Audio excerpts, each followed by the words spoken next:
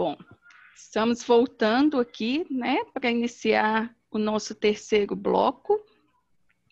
Gostaria muito de agradecer a fala da Liliane, né, e que nos trouxe para um momento muito atual e que mostrou que vai para além da nossa peleja, né? Quem está na linha de frente sofre tudo o que nós estamos sofrendo, mas o que está lá no trabalho, não teve essa oportunidade do trabalho online, do trabalho remoto, de deixar de trabalhar, de não ver isso de perto, né? E isso traz até um alento, né? Eu, pelo menos, vejo assim, que bom que o meu trabalho tem me permitido isso, que eu não preciso desistir, né? Não é contentar com quem está pior, mas é saber que tem fazeres que exigem muito mais das pessoas, né? Então, foi muito bom ouvir todo esse seu testemunho, né? Nos traz esse outro olhar que muitas vezes as pessoas não têm condições, né, de perceber. Antônio, eu estou recebendo todo mundo. Diz que tem gente que não está conseguindo entrar, está entrando em outro. Vamos esperar um pouco. Cláudia, vocês têm feito sempre assim de 40 em 40 minutos? De 40 em 40. É mesmo? É mesmo. Depois te conto mais. Um outro momento, um privado. Tá gravando. Tô falando, gente, é tão comprometedor isso. Eu fico assim, porque eu me empolgo, né? Falo coisas assim, às vezes meio indiscretas das minhas aulas. Não falamos nada para mim. Se alguém já quiser começar com contribuições, com perguntas, com questionamentos, nós já estamos abertos a isso. Agora vamos fazer uma parte mais dinâmica, né? Os próprios alunos, os nossos convidados que se disponibilizaram, né? Que até agora só ouviram. Então, agora é hora de perguntar mais o que ficou de dúvida, o que entendeu do curso, o que entende de psicologia, o que quer saber mais. Vamos lá? Gente, desculpa, Liliane. Fala, Raquel. Então, pensando assim nessa questão da sensibilidade, né, desse doar-se como pessoa e a ponto, né, de entender o outro como outro, sem se colocar no lugar, né, essa escuta presente na vida do psicólogo, como que você, assim, você colocou pra gente, mas eu fiquei um pouquinho de dúvida ainda, como que você sentiu dentro lá do seu espaço, né, que você atuava de uma forma e de repente você se viu como psicóloga daquele espaço e como que isso te marcou? Você falou um pouco das frustrações, dos desafios, mas eu queria assim ouvir o que te marcou positivamente, que você falou assim, nossa, é para isso que eu me tornei psicóloga mesmo. Ai, Raquel, que ótima pergunta. Boa pergunta. Assim, um desafio conseguir transmitir, né? Mas assim, eu falei dessa dificuldade assim de estar muito junto ali dos colegas, né? E ter que prestar uma assistência. Mas eu sempre estou ali tentando acolher, fazer algumas intervenções, algumas pontuações para as minhas colegas, que muitas vezes até se estendem só se estendem para além do caso, né, da assistência ali, para a vida, né, porque nós somos pessoas ali, né, nós nos afetamos, nós temos também a nossa história, e a gente precisa ter uma atenção a isso, né. Então, eu precisei de de sinalizar uma necessidade de distância, assim, num momento que eu estava fazendo os atendimentos em grupo e eu só me dispus porque a gente está com uma coordenadora que é muito parceira, assim, aí eu fazia esses grupos junto com ela, porque muitas vezes as demandas da equipe eram de orientação, né? A equipe ficou muito perdida, assim, saber o que fazer, e aí a gente fazia muito isso junto. Então eu dava algumas dicas, falava algumas formas de lidar, então, que é muito nessa linha da psicoeducação, eu tenho pensado muito nisso, o tanto que a gente pode contribuir com o nosso conhecimento para as pessoas conseguirem lidar melhor, né, com a própria vida, com as próprias dificuldades. Não é substituir uma terapia, é diferente, é você ter algumas orientações básicas. E é uma coisa que eu sempre faço e pude fazer também nesse momento crítico, assim, né, de pandemia. Então, tanto nesses grupos quanto nessas conversas com as minhas colegas mais próximas ou não, né? Então, esse acolhimento, eu lembro, por exemplo, de uma colega que ela estava atuando lá no CTI, na UTI neonatal do Odilon, e ela também trabalhava em Betim, na unidade de tratamento intensivo de referência do Covid. Então, estavam atendendo, e era bem no início da pandemia, numa época, não sei se vocês acompanharam tão de perto, que estava faltando equipamento básico, como máscara. Pra vocês terem uma ideia, era assim, se em 3 a 4 dias, porque eu lembro que teve um fim de semana que acabaram as máscaras porque os profissionais ficaram tão perdidos, apavorados, e assim, tem pessoas até que pegaram para mais do que precisava, até para levar fora do hospital, mas aí, se a gente usava 3.000 máscaras em 4, 5 dias, o hospital, a equipe, né, os profissionais usaram 11.000 no fim de semana, até segunda-feira. Então, assim, começou a faltar máscara no mercado, né? Aquela época a gente ainda não era obrigada a usar máscara como tem sido hoje, né? E aí os profissionais ficavam apavorados, porque eles, nossa, e se eu pegar isso, e se eu passar para um familiar meu, né? Então, assim, demandava muita orientação e eu não assumiria fazer esse tipo de orientação se não fosse junto com a coordenadora, porque eu não tinha competência e habilitação para poder responder isso que era da ordem da gestão administrativa mesmo, né? Assim, de como que ia ser a organização do serviço para poder proteger minimamente o funcionário.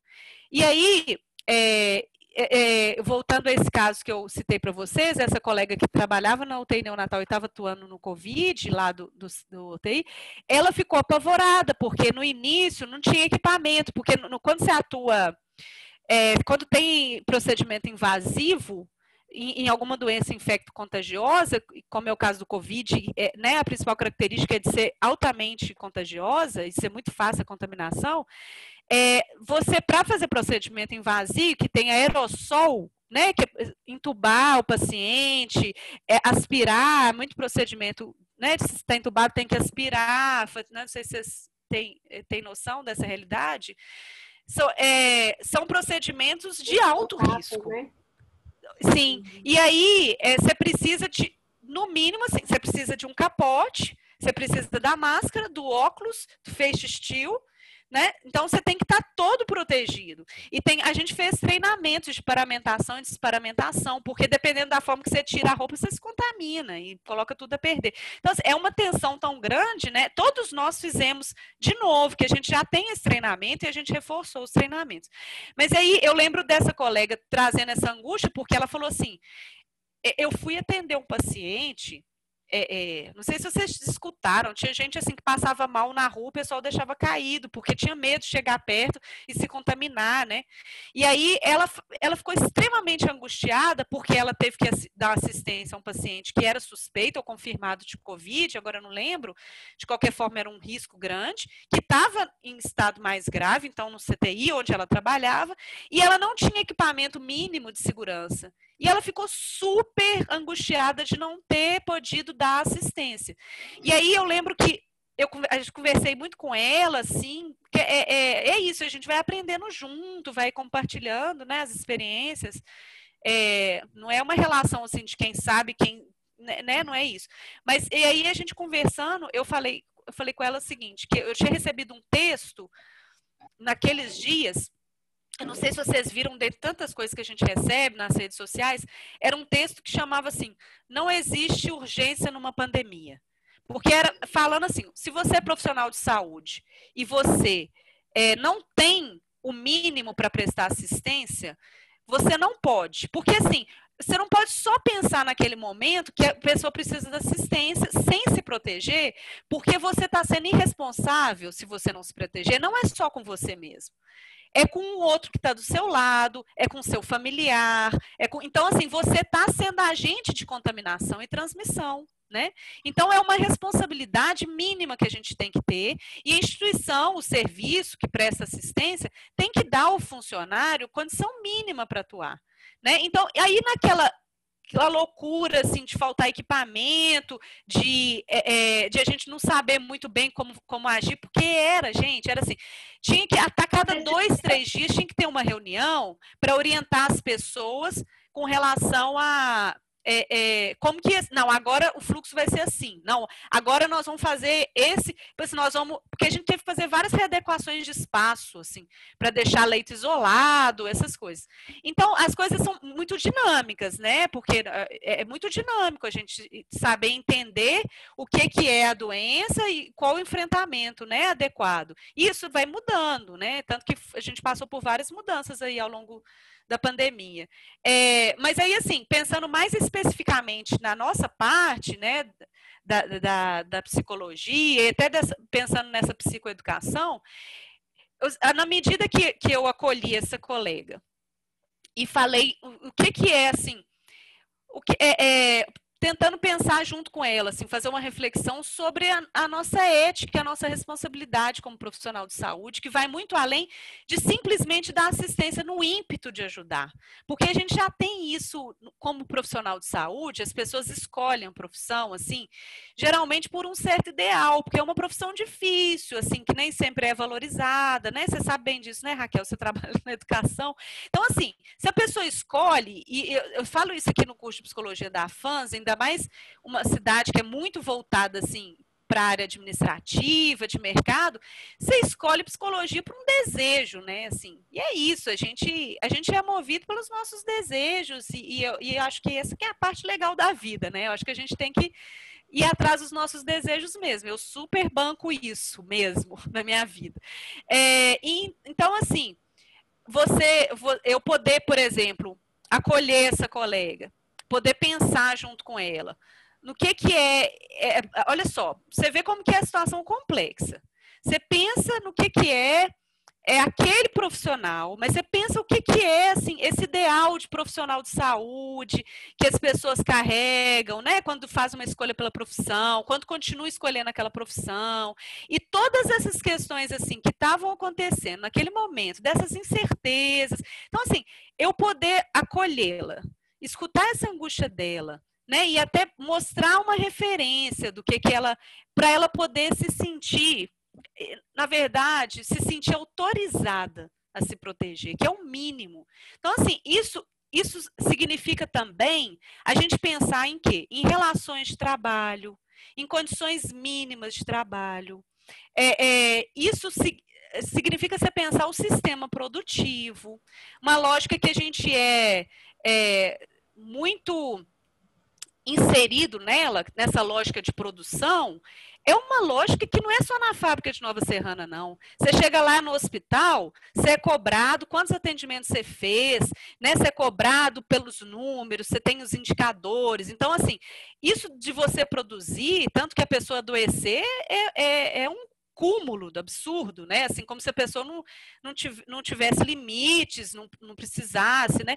Então, a gente vai no ímpeto também dessa lógica, assim, de sempre produzir, até movido por um ideal de que eu estou ali, que eu tenho uma vocação. Então, a gente tem que ter uma crítica até disso, né, Raquel? Porque senão a gente entra numa onda, assim, de fazer o trabalho sem condições mínimas, esquece que aquilo é um trabalho, você é funcionário daquela instituição. Inclusive, assim, tem leis que respaldam, e precisa ter, porque nessa lógica só da produção, não cabe você pensar em direitos fundamentais, e por isso que a gente tem que ter minimamente direitos, assim, para garantir condições dignas mínimas para todo mundo. E é por isso que é tão importante a gente pensar em direitos humanos, porque os direitos humanos, eles se estendem, não é só para a pessoa que supostamente mereceria ou não, é para todos, são humanos. Se você é humano, você tem direito a algumas condições mínimas. Isso é muito importante a gente pensar, né, assim, como profissional de saúde mental. Eu não sei nem se eu respondi a sua pergunta, mas eu falo assim, eu me vejo muito útil, digamos assim, quando eu levo esse conhecimento e esse saber, né, e também essa prática, assim, de trazer, assim, de poder acolher o outro, né, e poder fazê-lo refletir um pouco, assim, né, para além daquilo que ele está conseguindo ver naquele momento, assim. Eu já escutei algumas vezes no hospital as pessoas me falarem assim, porque as pessoas, assim, tendem a ver só uma perspectiva. Só para vocês terem uma ideia, eu já devo ter comentado com vocês algumas histórias parecidas nas aulas, mas assim, como eu trabalho lá na unidade materno-infantil, eu lido muito com o imaginário de maternidade, assim, né? Porque mãe é uma figura, assim, de uma potência, de uma plenitude, uma coisa, assim, que ninguém consegue corresponder, né? Então, eu lido o tempo todo porque a equipe tem uma expectativa em torno da mãe, no cuidado daquele bebê, que é muito idealizado, né? Assim, a gente é uma figura muito idealizada no imaginário social. Então, você poder... A gente tem um papel, como profissional de saúde mental, de ir além do que a equipe vem trazendo, porque eles vêm me trazendo uma demanda, às vezes, é que é assim, essa mãe está inadequada ou se está adequada. Adequada é aquela mãe boazinha, amorosa, né? Inadequada. Eu falei, gente, o que é uma mãe adequada, inadequada? Como assim, né? E aí eu acolho, escuto. Crenças, assim, né? Oi, Raquel? Uma quebra de crenças, assim. Pois é. E aí, assim, eu tenho um papel, para além de acolher esse paciente, o familiar e a própria equipe, porque a gente acolhe, né, nessas demandas e nessas angústias que geram, e, né, sempre vão ter angústias aí, porque é um trabalho crítico o tempo todo, né, mas a gente acolhe também tentando ampliar um pouco o olhar.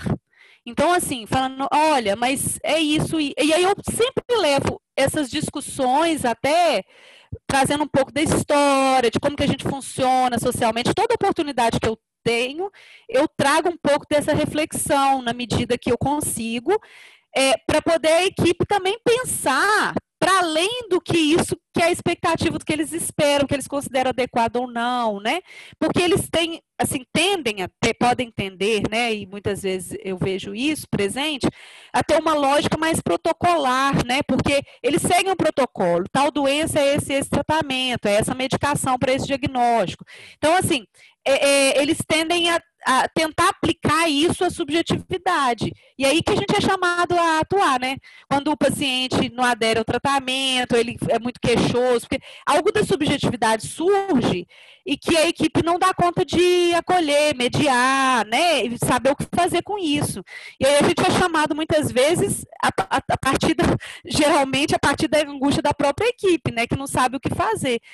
E a gente está ali com aquele olhar na subjetividade, mas a gente tenta também dar, em alguma medida, algo desse olhar da subjetividade, aquele contexto, né, social, daquela família, das dificuldades que eles vivem. Porque a gente, para fazer uma assistência integral, não basta você cuidar de um paciente com AVC, por exemplo, que é um paciente que vai sair com várias sequelas, e ele vai precisar de uma reabilitação e vai precisar de alguém para assisti-lo, porque ele não vai conseguir ter as mesmas atividades que ele tinha antes, a mesma autonomia. E se isso não for pensar, você simplesmente libera o paciente para casa, sem pensar em como que a família vai se organizar, sem ajudar a família a ter essa organização, né, participar desse processo minimamente, saber os encaminhamentos, o tipo de atendimento que aquele paciente vai precisar do pós-alta, no pós-alta, você não está fazendo um trabalho integral, né? Você está atendendo aquilo especificamente e não é isso que a gente preconiza dentro da lógica do SUS, né? Então, assim, a gente tem um lugar de importância enorme, eu não tenho dúvida, assim, no campo da saúde, porque a gente precisa desse olhar para o sujeito, né? A gente precisa desse olhar do sujeito para além do corpo.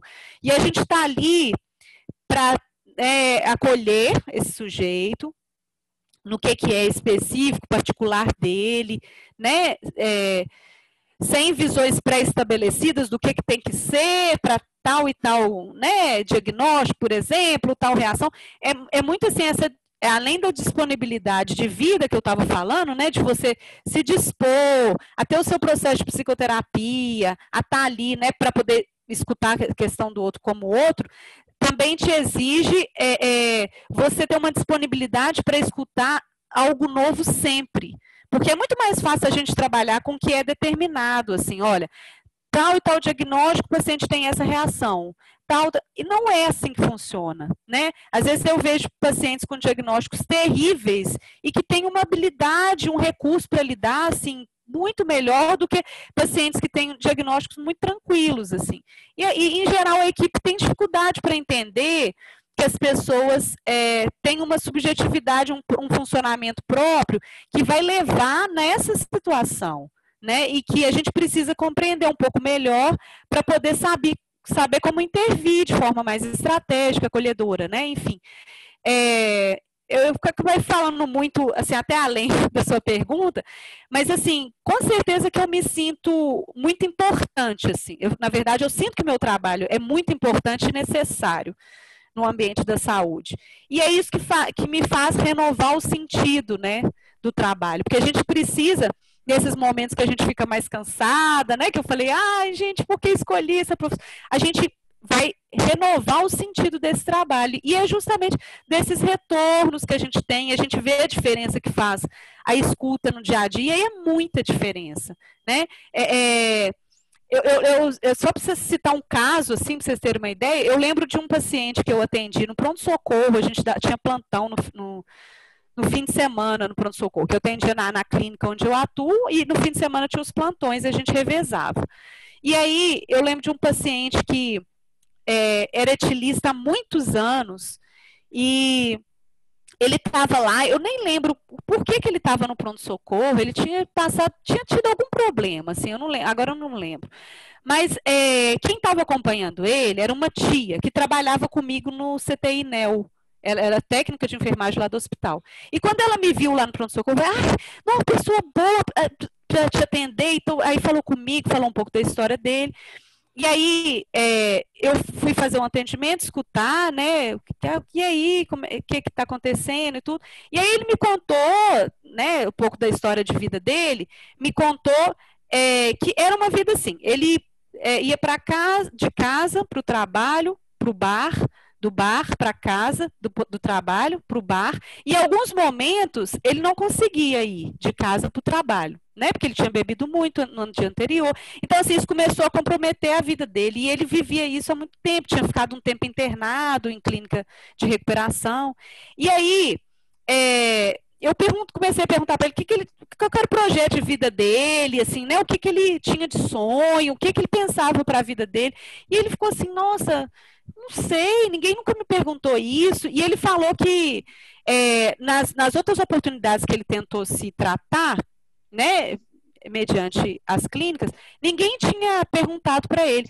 Se alguém perguntou, não, eu não sei, e eu não tenho como saber. Eu sei que ele não estava no momento de se escutar naquilo ali, talvez, né? Ou não sei se, de repente, as pessoas focam mais na família, porque realmente precisa muito da família esses casos, né? É difícil, né? A gente não consegue fazer um trabalho sem uma parceria com a família, sem dúvida.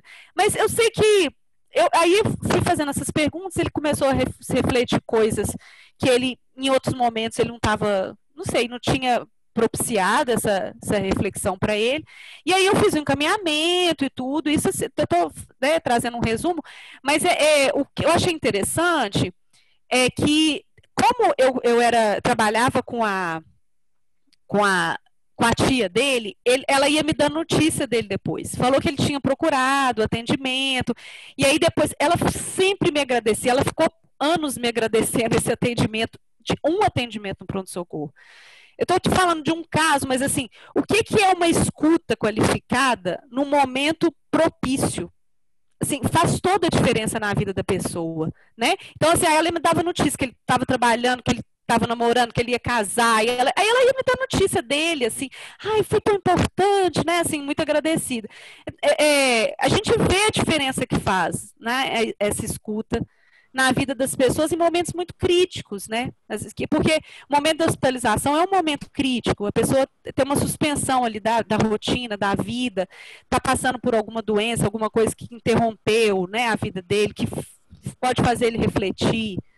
Ou não, né? Mas assim, a gente trabalha com o que a gente pode, com o que, né, o sujeito nos possibilita, nos dá espaço, mas eu vejo que muita coisa é possível, sabe, Raquel? E quando eu escuto as pessoas falam, não, como é que você consegue trabalhar com tanto sofrimento? Eu falo assim, eu trabalho, escuto sofrimento, sim. Mas eu escuto muita superação, eu escuto resiliência, né? Eu escuto, assim, saídas, eu escuto vida, né? Então, assim, e é isso. A gente vai se movendo aí. Eu acho, né, Liliana, o que... A frase de música que resume isso que eu sempre trago é cada um sabe a dor, a delícia de ser o que é, né? E como psicóloga, eu acho que a gente tem muitas delícias, né? Esse simples fato de alguém falar assim, você olhou para mim diferente, você me chamou pelo nome, né? Hospital, principalmente, que os pacientes são casos, então, né? É aquela pancreatite, né? Aquela fratura, aí você chega e reconhece pelo nome, e ele te fala que isso fez diferença, já é o suficiente, né? Então, queria registrar aqui a presença da professora Cândida Rosa, nossa coordenadora. Inclusive, se quiser se manifestar, Cândida, trazer alguma contribuição, seja muito bem-vinda.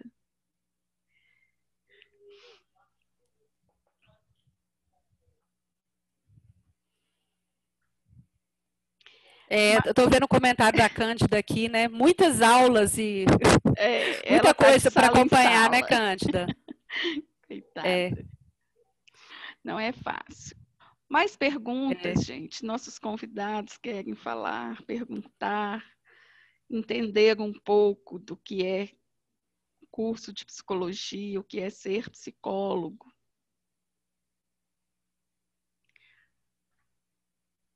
Se não quiser perguntar por aí, pode escrever que eu transmito. Ô, Cláudia, eu lembrei aqui Você perguntou, o que é ser preceptora, né? A gente tem lá no hospital a residência multiprofissional, desde 2009. Lá no hospital foi a primeira residência de Minas e a segunda do Brasil. Aí é uma residência num formato parecido com a residência médica, né? Uma especialização. E aí várias categorias multiprofissionais, dentre elas a psicologia, faz essa formação de 2 anos, que é em prática, né? Então são 60 horas ao todo por semana, isso daria pelo menos em 5 dias, 12 horas por dia, né? E aí que inclui parte prática e atividade teórica. A teórica é menor, é muito maior a prática. Eu lembrei de uma residente que está atualmente com a gente e que ela atendeu uma mulher que era transexual, né? Então, assim, sexo biológico primeiro seria masculino, e tinha um nome social, e aí quando ela tratou ela pelo nome dela, né, que era o nome social e tudo, que inclusive é obrigatório por lei que a gente faça no registro, tem lá no prontuário o registro da evolução, tem nome e nome social, né, então porque tem que ser obrigação por lei, senão as pessoas não pensam nisso, né. E aí, ela, quando tratou pelo nome, aí ela falou, você foi a primeira pessoa que me tratou pelo meu nome. Aí ela falou, eu estou muito envergonhada. Né, pela instituição, né? Você vê que é um cuidado tão simples e que fez toda a diferença para ela, assim. São essas coisas que acho que a gente também tem que ajudar a equipe a se sensibilizar nesse sentido, né? Mas eu lembrei, assim, quando você fala de tratar pelo nome, de tratar como sujeito, assim, na sua singularidade, né? Sim. Esse é o fazer do psicólogo, né? É chegar neste lugar que os outros profissionais têm dificuldade, né? Entender da subjetividade, perceber que existe algo ali não dito, né? Perceber que muitas vezes uma doença, um surto, um desmaio ou um silêncio quer dizer muita coisa, né? Então, a gente estuda e por isso precisa continuar estudando para manter, né, este olhar e estes ouvidos. Uhum. O Lucas está fazendo uma pergunta aqui, Cláudia, de além de uma escuta qualificada, o que pode fazer a diferença em um atendimento? Muitas vezes as pessoas estão perdidas e procuram uma solução e acham que o psicólogo vai dar essa solução. Pois é, assim, eu sempre, inclusive, costumo falar até para a equipe mesmo, não só com os psicólogos, colegas, que a demanda precisa ser escutada, não necessariamente atendida, né? E isso, escutar a demanda, porque quando chega, né, a pessoa perdida procura, eu quero uma solução para o meu problema. A questão não se trata da gente dar a resposta para o que ele traz, né? Mas é aquele famoso jargão. Fale mais sobre isso da psicologia. Parece ser pouca coisa, parece ser piegas, mas é muita coisa, assim, quando a gente consegue ir para além do que a pessoa traz como demanda, né? Então ela fala assim, eu tenho esse problema, eu quero tratar disso. Eu falei, tá, mas como que é isso? Né? E geralmente os atendimentos, é muito comum, né? Não sempre, mas é muito comum a pessoa chegar e falar, eu tô querendo conversar com você porque está acontecendo isso. Aí vai uma coisa muito pontual que, se você fosse muito rápido numa resposta, desavisado, assim, você daria aquela resposta, né? Uma orientação simples. Mas eu sempre falo assim, que qualquer orientação, qualquer saber, assim, se valer para todo mundo, significa que não vale para ninguém. Assim, não que a gente não possa orientar de uma maneira mais geral, mas quando a pessoa vem com essa demanda, você precisa entender melhor do que se trata, né? Então, assim, é algo que eu acho que você, Lucas, imagino que você não seja aluno e seja, né, interessado. Oi, Cláudia, você tá sem microfone. Lucas é convidado. Convidado. Então, Antônio quer falar. Sim, é que a gente tem muita fantasia em torno da figura do psicólogo, né? Assim, de dar resposta, né? E, na verdade, ele não vai te mostrar um caminho, mas ele vai te ajudar a construir o seu, né? Assim, é para isso que serve o psicólogo, né? E que não se trata de responder a essa demanda inicial, assim, de me dar uma solução. Mas, assim, se trata de ajudar a pessoa a se escutar. Porque você escutar é se ajudar o outro a se escutar. Então, nas questões dele, para ele poder, com seu auxílio, né, como psicólogo, a encontrar alguma saída. Né? Mas o trabalho é da pessoa que procura atendimento, não é do psicólogo, digamos assim. O que a gente faz é um pouco ir direcionando, né, as questões e tudo. Não sei se eu te respondi, eu acho que é uma pergunta tão complexa assim, né, que exige assim um tempo grande de formação para a gente conseguir mas responder. Acho que deu uma luz. Antônio, nós já estamos nos 5 minutos finais.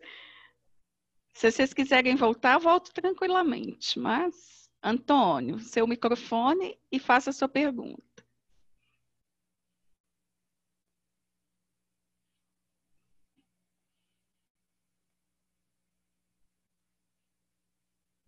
Você está mudo. Espera aí. Agora foi. Agora foi. É porque eu queria fazer uma pergunta que está muito pertinente ao nosso objetivo de hoje, né, que é a amostra de profissão. Eu, por exemplo, comecei a fazer o curso de psicologia porque eu trabalhei há algum tempo numa comunidade terapêutica e vi assim, o que a gente pode fazer pelo outro através da escuta, da observação e de dar um feedback. naquele momento eu não pude dar o feedback porque eu não tinha as ferramentas necessárias. Eu queria saber o seguinte, talvez tanto da Liliane como de você, Cláudia, qual foi o início, qual foi o feeling, o que fizeram a vocês para fazer a opção para a opção da psicologia? O que aconteceu que deu esse estalo? É isso, exatamente, né? Tá, posso te falar que aí com os nossos convidados. A minha resposta está muito, muito assim. É uma situação parecida. Eu trabalhava num hospital especializado em câncer, né? Que era o IMO, hoje é o Luxemburgo. As pessoas me procuravam muito para conversar. Eu tinha essa conversa. E aí eu falei, se as pessoas me procuram, eu já tenho algo a oferecer, mas eu preciso ter algo qualificado para realmente fazer a diferença. E foi aí que pulei, né, para a psicologia. Iniciei ciências biológicas, né, e resolvi que então não era, que era psicologia, porque senti que já tinha um feeling, né, alguém já sentia bem com as palavras que eu podia oferecer, com o ouvido que eu podia oferecer, sem estar qualificada. Tá? Eu quero pedir a vocês um minutinho, eu vou compartilhar com vocês um presente dos alunos aqui dessa turma. Se acontecer de terminar, eu peço encarecidamente, voltem para a gente ver.